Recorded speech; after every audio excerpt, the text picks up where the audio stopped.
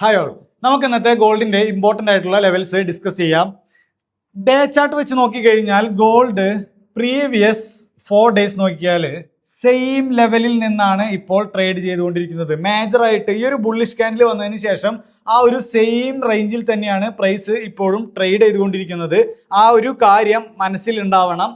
അത് വെച്ചിട്ടായിരിക്കണം നമ്മുടെ ലോട്ട് സൈസ് തീരുമാനിക്കുന്നത്. ഓവറോൾ ബിഗർ ടൈം ഫ്രെയിമിൽ റേഞ്ച് ആണ്. ഇനി നമുക്ക് ഇൻട്രാഡേയിലുള്ള ലെവൽസ് ഡിസ്കസ് ചെയ്യാം. കറന്റ് നമുക്ക് ഇവിടെ 3 ലെവൽസ് നമുക്ക് കിട്ടിയിട്ടുണ്ട്.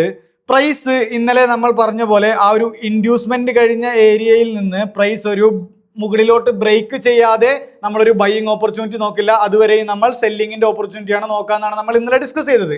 അതിനുശേഷം ഇന്നലെ ആ ഒരു ലെവൽ ബ്രേക്ക് ചെയ്യുകയും പിന്നെ കണ്ടിന്യൂസ് ആയിട്ട് ബുള്ളി സ്ട്രക്ചർ അല്ലെങ്കിൽ ബുൾസ് മാർക്കറ്റിൽ ഓൺബോർഡ് ആവുകയും ചെയ്തിട്ടുണ്ടായിരുന്നു. ഇന്ന് നമുക്ക് എന്ത് ചെയ്യാം? ഇന്ന് ചെയ്യാൻ പറ്റുന്ന മേജർ ആയിട്ടുള്ള സോണുകളാണ്. ഇതൊരു ഡിമാൻഡ് സോൺ ആണ്. 4680, 4668. എന്തുകൊണ്ട് ഡിമാൻഡ് സോൺ ആയി?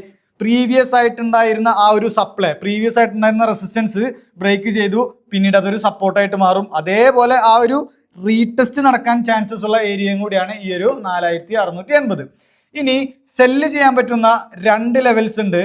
ഒന്ന് സപ്ലൈ ലെവൽസ് ആയിട്ടുള്ള 4770, 4751. ഇതൊരു സപ്ലൈ ലെവലാണ്. 4770, 4751. അതേപോലെ ഇവിടെ ഒരു ഫെയർ വാല്യൂ ഗ്യാപ്പ് നമുക്ക് വരുന്നുണ്ട് 4748, 4739. ഈ 2 സോണും വർക്കൗട്ട് ആവാനുള്ള ലിക്വിഡിറ്റിയും ഇവിടെ കിടക്കുന്നുണ്ട്. അതുകൊണ്ട് തന്നെ ഈ 2 സോണിലും വരുന്ന മൊമെന്റത്തിന്റെ ആക്യുറസി വളരെ കൂടുതലായിരിക്കും, അതിന്റെ വിൻ റേറ്റും കൂടുതലായിരിക്കും. ഇനി എപ്പോഴായിരിക്കും നമുക്ക് പ്രോപ്പർ ആയിട്ടുള്ള ഒരു ട്രെൻഡ് റിവേഴ്സൽ വരാ? അതിനായിട്ട് ഇതായിരിക്കും ചേഞ്ച് ഓഫ് ക്യാരക്ടർ തരുന്ന ഒരു പോയിന്റ്, 4648. ഇതിന്റെ താഴേക്ക് വന്നാൽ മാത്രമായിരിക്കും നമുക്കൊരു ബിയേഴ്സ് സ്ട്രോങ് ആയി എന്ന് പറയാൻ പറ്റുള്ളൂ.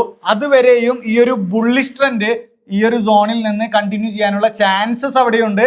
പക്ഷേ ഏതൊരു തീരുമാനവും ചാൻസിന്റെ പുറത്തല്ല ചെയ്യേണ്ടത്, ഒരു കൺഫർമേഷൻ ആയിട്ടുള്ള മൊമെന്റം നോക്കി കൂടിയാണ് നമ്മൾ ആ ഒരു കൺഫർമേഷൻ ആയിട്ടുള്ള ട്രേഡ് എക്സിക്യൂട്ട് ചെയ്യേണ്ടത്. അപ്പൊ എല്ലാവരും ലെവൽസ് നോക്കി മൊമെന്റം നോക്കി സേഫ് ആയിട്ട് ട്രേഡ് ചെയ്യുക.